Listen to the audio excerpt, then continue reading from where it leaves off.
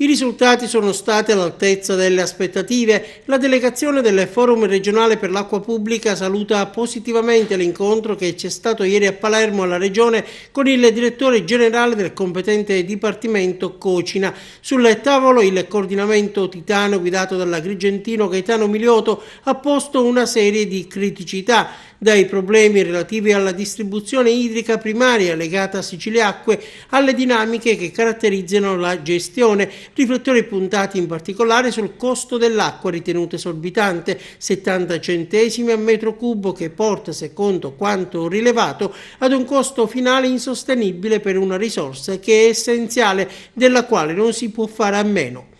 È stato chiesto, fa sapere ancora la delegazione del forum regionale, l'avvio del lavoro del tavolo tecnico previsto dalla legge, chiamato ad esaminare la condotta del gestore del servizio idrico in ordine anche alle inadempienze, condizione necessaria per addivenire ad una possibile risoluzione contrattuale.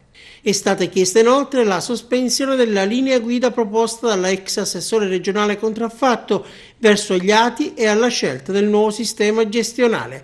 A Cocina rassegnate pure le problematiche legate alla depurazione che ad oggi è stato sottolineato hanno provocato solo disastri, sequestri degli impianti, inquinamenti e sanzioni milionari da parte dell'Unione Europea.